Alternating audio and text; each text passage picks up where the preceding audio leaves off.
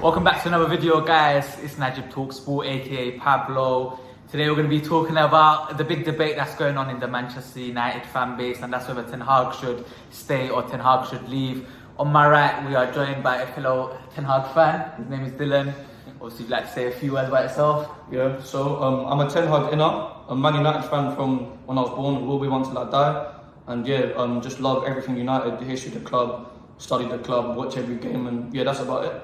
Yeah, and obviously one more shout out to my cameraman Liam, coming the shot quickly. Liam on the cam, bro. He's an Arsenal fan though, so obviously can't really have the convos about Ten Hag. But we'd be arguing with each other more than fans of other teams. That's what the United fan base is saying right now, but you know. Literally, bro, for this whole 2 weeks we've been talking about should Ten Hag stay, should Ten Hag go. For me, I think Ten Hag should leave, whereas he thinks Ten Hag should stay. But I think first of all, the most important thing in football is about results. And 100%. Right now, Manchester United, we're a bit, yes, we're getting results, but also at the same time, it is not consistent results. Like, obviously, there'll be a few games where we win, a few games where we lose. In your eyes, obviously, from what I've spoken to you, you think results is the number one thing. And 100%. And obviously, if the results stay as it is, you think he should stay. So, do you think, first of all, that if he does get like top 5 in a trophy, as you said, he should stay? And do you think the new owners will let him stay if he does achieve that?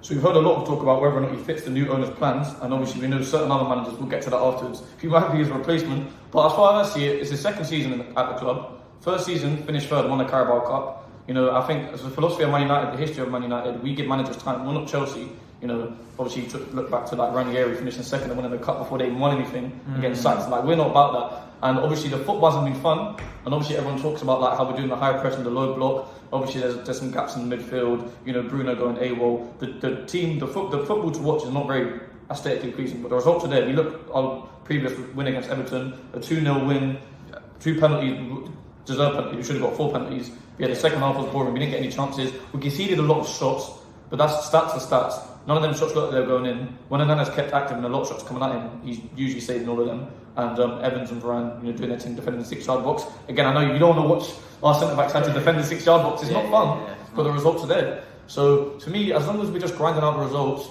I'm hopeful that in the future we can develop a better style of football, because we know that Ten Hag at Ajax like to play possession-based football. Yeah. And I'm not one of those guys that says, "Oh, let's give him 500 million to buy whoever he wants," and that. But I just think, just give it time, and if we can grind out results and then go on to play a better style of football, that's fine by me.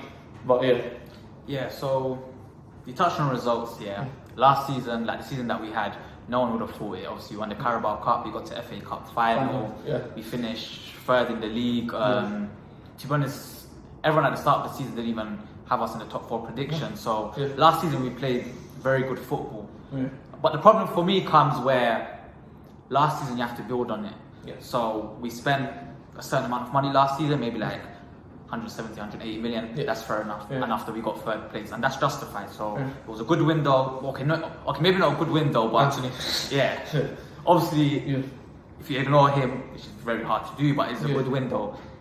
So for me, this season, the expectations coming into this season was not close the gap. I'm not saying fight for the title. I'm not saying be like in the top 3 with Man City, Liverpool, and Arsenal. Sorry, but what I wanted to see from Ten Hag was him actually trying to play his football without being held back by certain players or like certain stuff that he may have. So I think the biggest problem for me is Ten Hag spent now 400 million, right? He bought Højlund, he bought Onana, and he bought Mount. Yeah.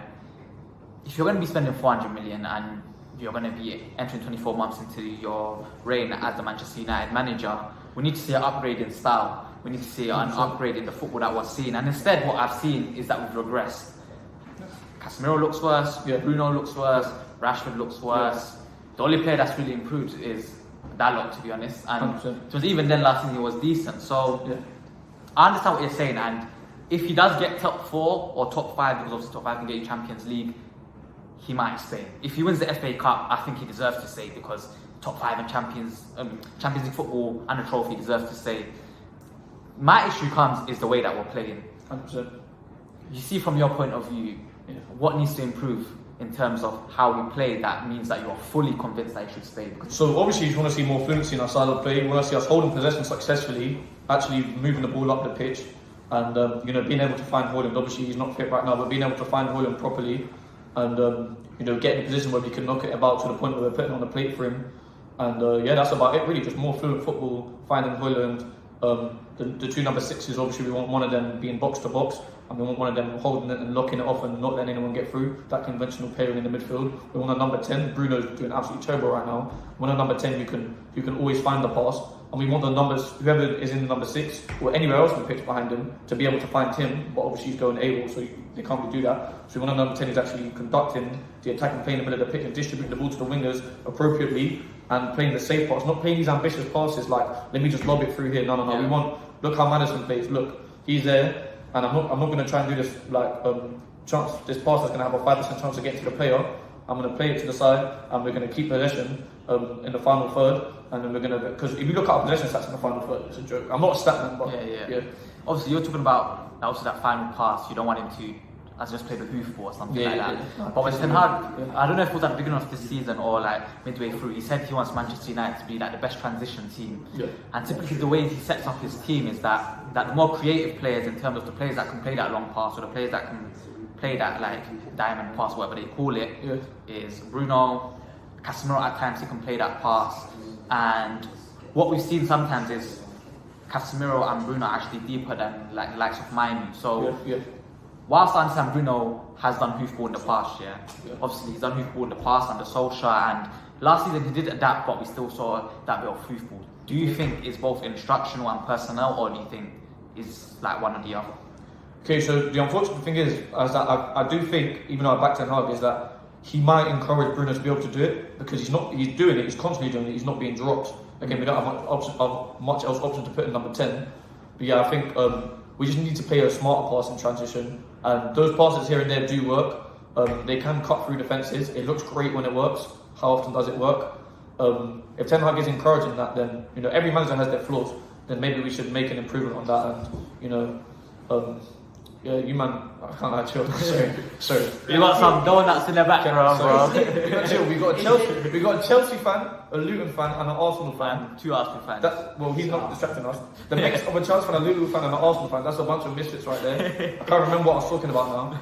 Talking about what, the final pass? Yeah, so you're talking about final pass. But I feel like the biggest debate between us two that we're going to have the last 2 weeks is who's the next manager? Sorry, so we're moving from the passing thing. It's not yet. Cool. So we're moving from the passing, and we're going to move on to the debate that we've been having for the longest of time, and that's managers.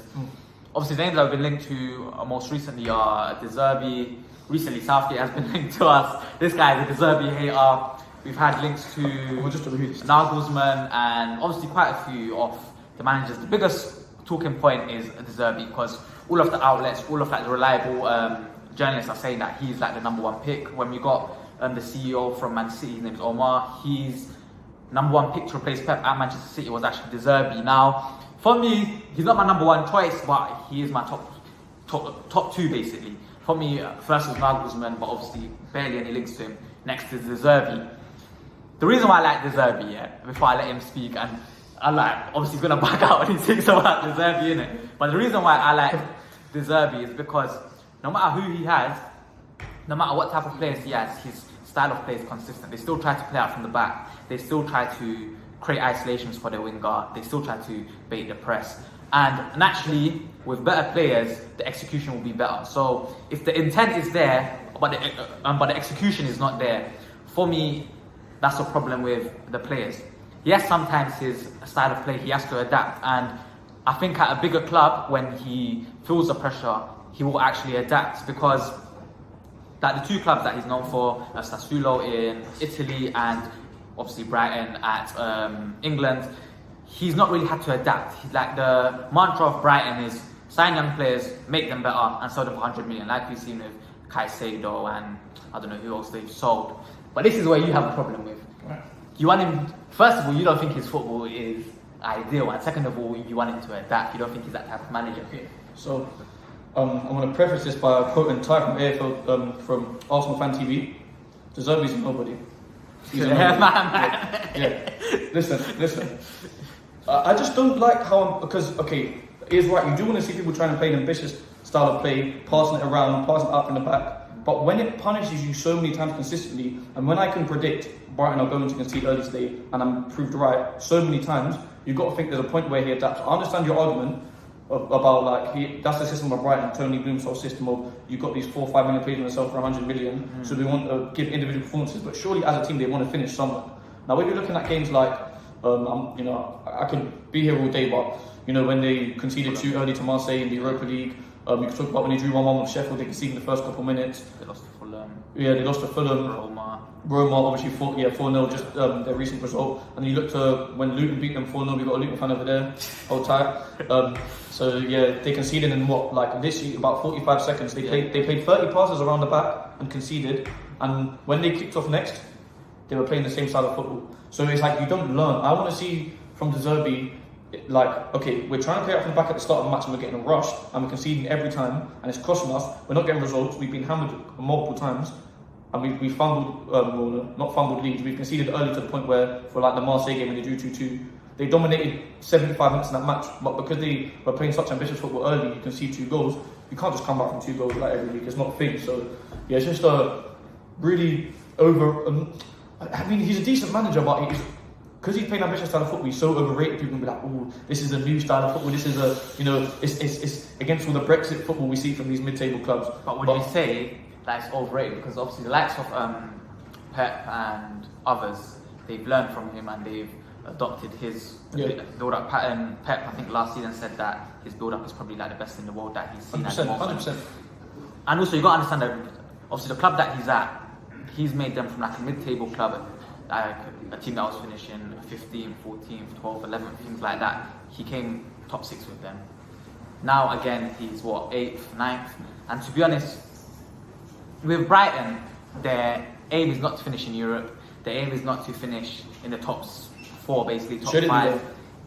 Well, they should be, because I feel like every club should have an aim to get better each season, right? Yeah. But the thing is, they sold Caicedo, they sold McAllister. That's their 2 midfielders in the spine. They brought in a Dahoud on a free he started off well, he got dropped, and Beleba, I don't know what team they bought him from, but obviously he's another young youth prospect.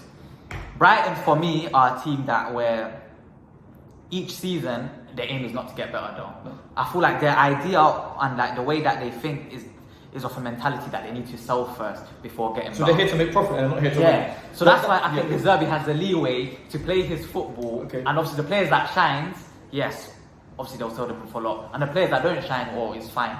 They'll just buy another wonder kid from elsewhere. The reason why I want the ZERBI, and the reason why I'm annoyed about Ten Hag, maybe not the ZERBI in particular, but a new manager in general. We've seen at Ajax the football that Ten Hag can play. If Ten Hag was a bit more rigid in terms of he wants his players to play a certain way, then I would have backed him. The reason why I'm not backing Ten Hag is not because of the results. Yes, the results are poor, but it's the way we're playing to get those results. The results, decent, fair enough. But the performances, we're conceding 20 plus shots. I remember writing an article last week, and I saw a stat. It said only Luton and Sheffield United faced more shots on goal than us. Bro, they're being great with Luton and Sheffield United. You get what I mean? That's a stats. I'll bring up one game that we had a good discussion about yesterday. The 0-0 at Anfield. Clean sheet at Anfield, who else was doing that? How many shots did they have? 20, 25? How many of them looked like they had a good chance to go in? Maybe 2. As I said, I repeat my earlier point. And as a goalkeeper, this is with most goalkeepers. If you ever played in goal, even as a kid, you know that when shots are coming at you all game, you're easily saving a lot of them. When they come from outside the box at weird angles and some of them are getting blocked, they were frustrated with how the low block we're playing. We held them to a point, why would you play for a point? You heard Van Dijk's post-match interview one team came here to win. Well, if we tried to play ambitious football, let's say we tried to play how the ZERBI plays with our team that we had at Anfield, we would have got peppered. That's true, but the thing is, for me, as a Man United fan, yes, obviously you have to be realistic. We've always struggled going to Anfield, whether it's Alex Ferguson, whether it's Mourinho, Solskjaer, whoever it is, But what Van Dijk said is true. We went there with the intention to draw and maybe get a late goal. For me, that can't be the mentality of my United team. In comparison to last season where we actually played good football and obviously we got back at 7-0. But in that first half, what I saw from us was that we try win the game. This season, it seems like Ten Hag was shook. He's like, alright, cool, let's play Amrabat, let's play Manu, let's play McTominay. Yeah, 3 of them are. Obviously, Manu is a bit more better technically, but 3 of them, they're strong duel winners, strong aerial winners. They like to sit deep, and after they like to obviously just make sure like that front 4 always has a base in front of them. Yeah. But that's not the Manchester United way, man. Yeah. Even against City recently, another 20 shots that we faced on goal. It was literally going to come. You see that phrase where it says like, it keeps on happening, keeps on happening, keeps on happening. It's inevitable that it's going to happen, right? We saw that against Fulham when we lost 2-1. Yeah. Like for 60 minutes, yeah, until they scored the goal. We played Newcastle so shit as well, yeah. I'm as soon agreeing with as, this. as like they score and after we decided to play football. That's why like it's not solely on the manager. That's why like the players have some blame too, because why does it need a goal for you to switch? You get what I'm trying to say? Yeah. And that's why like some of these players piss me off, man. I think these days, obviously, because there's that split between entertainment and good football, possession-based playing around, whatever, and what do you call it? Results. It's a very big dichotomy. So you've been Ten Hag out since the Newcastle performance, right? Yeah. Since we lost 1-0. Now we locked it off and we played Brexit ball until we conceded the 60th minute. Now that hurt so much because you're like, it was at St James's Park, if I'm not mistaken, right? Yeah. We're holding on to the point. We maybe can nick one late. We get a clean sheet at St James's Park is big, and we're holding on to it in an hour. We haven't conceded, and then we concede, and then we break down, and we know there's no way back. It hurts so much to watch. Yeah. When you watch the games, stuff like that hurts, and that's what makes you like to understand. But now let me propose this to you, because football, of the grand scheme of things, is all about results. If we were going for it that game, we had maybe a disallowed goal, we had multiple shots. It was a back and forth match, but we are having the better of them. And then they scored in the 80th minute, 1-0. We couldn't get a goal back, but we chased it back for the whole last 10 minutes plus stoppage time. Would you have had the same attitude towards it? No, but we would still lost 1-0. So when you're playing this style of football, the losses hurt more. But if we were playing a better style of football, this team we have now, our results would be the same, if not worse, probably worse. But it's just the win. So you didn't feel good watching us beat Everton 2-0 just now because it wasn't a fun performance. But the results are coming in. I think if we tried to play, if the ZERBI came in right now, let's be 10 Hag out right now, and we tried to play, because what did we do after we had the argument? We played Everton on the weekend. What did we try to do at the start of the game? And it didn't look too good. I know Maguire's not fit. Maguire's a better ball player centre back, so there are other factors. But if we tried to play the ZERBI ball now, I think the results would be worse. So maybe when we do win, it'd be more fun to watch. Maybe if we do lose, we could be like, oh yeah, they went for it, and the commentators, the neutral commentators, would be like, oh yeah, Man United was finally playing a better style of play. But for me, it's about results, and I'll watch us play Brexit ball. I'll watch us beat Luton 1-0 and play Brexit. I don't care. You know what? That's fair. You know, obviously Dylan, he again is a Ten Hag inner. Yeah. Me, I'm Ten Hag out purely based on the fact that like the way that we're playing, it shouldn't be the way that we're playing. That's not the reason why we hired him. But yeah, I mean that was a discussion. Again, a big shout out to Dylan. I don't know if you want to plug anything. No, that's what you have a YouTube channel. My TikTok got banned. I'm not active on YouTube right now, but I'm going to be on his channel more in the future. Yeah. So when I build my own channel, and me and him will collab more and have more Ten Hag discussions in the future. When he does keep his job at the end of the season, when he wins the FA Cup and gets fifth, we'll rehash this whole video. I'm looking forward to all that. So yeah, and next season when I have the ZERBI, he's going to be hating on the channel, but that's fine. But anyways, again, a big thank you to Liam one more time. Shout the big Arsenal fan. No worries. Shout out. Again, thank you guys for watching. Please make sure to like, share, comment, subscribe, and all that good stuff. And it's been Najib Talk Sport and Dylan, and I'm out. Peace.